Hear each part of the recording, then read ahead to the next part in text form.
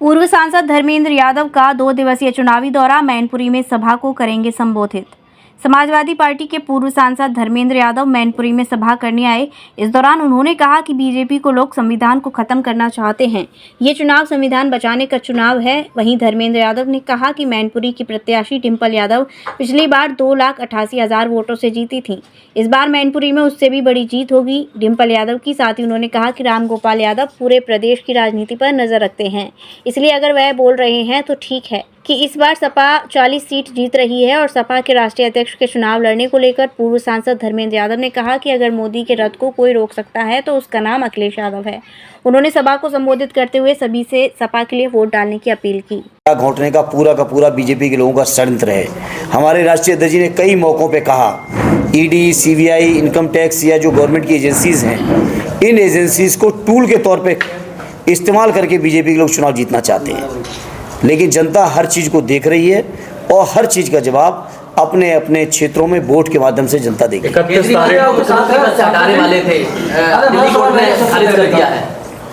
PDA आपके साथ है स्वाभाविक तौर पे। आप डेफिनेशन जो है व्यक्ति पढ़े लिखे जो आपके मतदाता हैं नहीं, ना केवल पढ़े लिखे मतदाता तो पहले दिन से ही समझ रहे हैं और हमारे वो गांव में बैठे लोग और ज़्यादा बेहतर से समझ रहे हैं। उनको पता है कि किस तरह से उनके आरक्षण को छीना जा रहा है। उनको पता है कि उनके बच्चों की नौकरी को कैसे छीना जा रहा है। जिन परीक्षाओं में 50-50 लाख नौजवान उत्तर प्रदेश में बैठे हों, उन नौजवानों की परीक्षा के पर्चे लीक हो रहे हैं और लीक सुनियोजित तरीके से सरकार की देखरेख में हो रहे हैं। और इसलिए हो रहे हैं कि नौजवानों के रोज़गार का या परीक्षा का अंतिम परिणाम ना आ पाए। लोग नौजवानों को रोज़गार नहीं देना चाहते हैं। लोगों नौजवानों को आरक्षण का जो भागीदारी मिलनी चाहिए, जो संवैधानिक हक है, वो नहीं देना चाह रहे हैं। बीजेपी के लोग बाबा साहब भीमराव अम्बेडकर जी के बनाए हुए संविधान को पूरी तरह ख़त्म करना चाहते हैं। और ये बात केवल समाजवादी लोग नहीं कह रहे हैं, बड़े बड़े लोग कह रहे हैं। बड़े लोग कह रहे हैं। आज ही मैं बयान देख रहा था कश्मीर के पूर्व राज्यपाल जी का, मलिक साहब का। उन्होंने कहा ये लोकतंत्र बचाने का आखिरी चुनाव, इसको सब मिलकर जीत लो। और नहीं जीतोगे तो देश में आगे हो सकता है ऐसी परिस्थिति भी आए कि लोगों को वोट डालने का भी हक ना बचे। देश में हो सकता है लोकतंत्र भी ना बचे। ये खतरा केवल हम लोग नहीं कह सकते, केवल मैं नहीं कह रहा हूँ या केवल हमारे समाजवादी लोग ही नहीं कह रहे, बल्कि देश के बड़े बड़े विद्वान, बड़े बड़े अनुभवी लोग इस बात की शंका व्यक्त कर रहे हैं। और ये शंका लोगों की यूँ ही नहीं है, लोगों को डर है इस बात का, क्योंकि बीजेपी लोकतंत्र खत्म करना चाहती है। संविधान बचाने के लिए क्या राष्ट्रीय अध्यक्ष जी मैदान में उतरेंगे लोकसभा के चुनाव में? राष्ट्रीय अध्यक्ष जी के नेतृत्व में ही संविधान बचेगा। और उसको मैं और आपको सिंप्लीफाई करके समझाता हूँ। दिल्ली में बिना उत्तर प्रदेश के सरकार किसी की नहीं बन सकती। अभी मोदी जी की भी सरकार है या इससे पहले भी सरकार थी, दोनों चुनाव में उत्तर प्रदेश के लोगों ने उनको एक बड़ा समर्थन दिया, जिसकी वजह से दिल्ली में सरकार बनी है। और उत्तर प्रदेश के लोग ही रोकेंगे। और उत्तर प्रदेश में अगर कोई व्यक्ति, कोई चेहरा, कोई लीडर है जो मोदी जी के रथ को रोकेगा, तो उस व्यक्ति का नाम है आदरणीय अखिलेश यादव जी। उसके लिए उनको लोकसभा जाना होगा। लोकसभा में स्वाभाविक है, लोकसभा तो उनके लिए बहुत छोटी बात है। मैंने इससे पहले भी कहा कि उत्तर प्रदेश की जिस किसी लोकसभा से उनकी इच्छा होगी, अगर आदरणीय अखिलेश यादव जी चुनाव लड़ना चाहेंगे, मुझे एक मिनट नहीं लगेगा, मैं आजमगढ़ भी हटने को तैयार हूँ अगर वो आएंगे। कौन ऐसा यूपी में समाजवादी पार्टी का लीडर जो आदरणीय अखिलेश यादव जी को लड़ाने में अपना गौरव महसूस न करे? कौन सा ऐसा क्षेत्र उत्तर प्रदेश का जिस क्षेत्र के लोग ये ना चाहते हों कि आदरणीय अखिलेश यादव जी उनके क्षेत्र से आगे चुनाव लड़ें? प्रदेश की जनता जानना भी चाहती है कि अखिलेश यादव लड़ेंगे, क्योंकि ये इसका फैसला मैंने आपको जवाब दिया, आपने सुना नहीं। आरडी अखिलेश यादव जी और पार्टी की सीनियर लीडरशिप तय करेगी वो लड़ेंगे या नहीं लड़ेंगे, और लड़ेंगे तो किस सीट से लड़ेंगे, इसका फैसला शुद्ध रूप से उनको लेना है। और वो जो भी फैसला लेंगे वो प्रदेश और देश के हित में बेहतर फैसला लेंगे।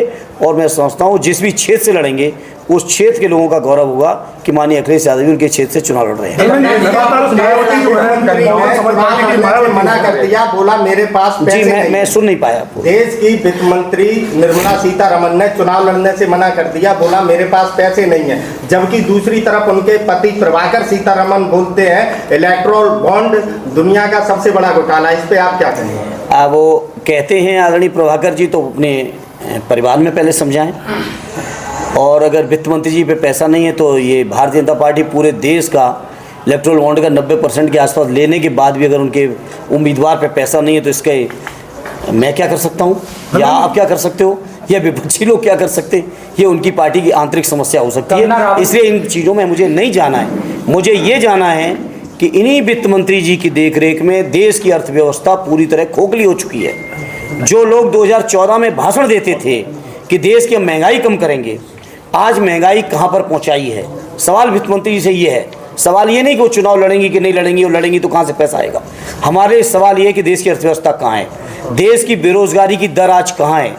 हमारे सवाल ये है कि जो लोग कहते थे कि डॉलर की कीमत में अगर डॉलर के मुकाबले अगर रुपए की कीमत गिरती है तो न केवल रुपया गिरता है बल्कि देश की साख गिरती है। आज मैं उन लोगों से सवाल करता हूँ, स्पेशली वित्त मंत्री जी से, प्रधानमंत्री जी से, उनकी सरकार में बैठे अन्य लोगों से, कि आखिर उन्होंने न केवल डॉलर की कीमत में के मुकाबले रुपए की कीमत गिराई बल्कि उस कीमत के साथ साथ देश की साख कितनी गिराई है, ये आज इसका जवाब दें। और अगर देश की साख गिराई है तो मैं सोचता हूँ बीजेपी के लोगों को कोई नैतिक अधिकार नहीं है कि वो जनता के बीच वोट मांगें। और जनता को चाहिए कि बीजेपी के लोगों की अब कोई भी नई वादे, नए भाषण, नए तरीकों पे जाने की ज़रूरत नहीं है। केवल समीक्षा इस बात की करने की ज़रूरत है कि 10 साल पहले से वो जो लगातार वादे करते चले आ रहे हैं, आज 10 साल के उनके कार्यकाल के बावजूद कितने वादे पूरे हुए। क्या हर साल 2 करोड़ के हिसाब से 20 करोड़ नौजवान रोजगार पाए? अगर रोजगार पाए तो बेरोजगारी की दर में स्वतंत्र भारत में आज़ादी के बाद से लेके आज़ादी के अमृतकाल में सबसे ज़्यादा बेरोजगारी की दर आज क्यों बढ़ी हुई है? रुपए की कीमत डॉलर के मुकाबले आज सबसे ज़्यादा क्यों गिरी हुई है? महंगाई अब तक की सबसे ज़्यादा क्यों बढ़ी हुई है? सवाल ये है देश की जनता के सामने।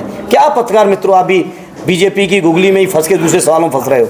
जय गुरुदेव हॉस्पिटल महोली रोड मथुरा। हमारे यहाँ minor OT, emergency, ICU, PICU, NICU, सभी प्रकार की सिटी स्कैन, एक्सरे, अल्ट्रासाउंड, अत्याधुनिक पैथोलॉजी लैब, प्राइवेट एवं जनरल वार्ड, डिलक्स रूम, महिला चिकित्सकों द्वारा डिलीवरी सुविधा, आंखों का ऑपरेशन, दांतों का उपचार, सभी प्रकार के ऑपरेशन, उचित दर पर दवाइयाँ, 24 घंटे एम्बुलेंस सुविधा। जनपद में सबसे कम दर पर 100 रुपये में ओपीडी सुविधा उपलब्ध है। संपर्क करें 8650777901।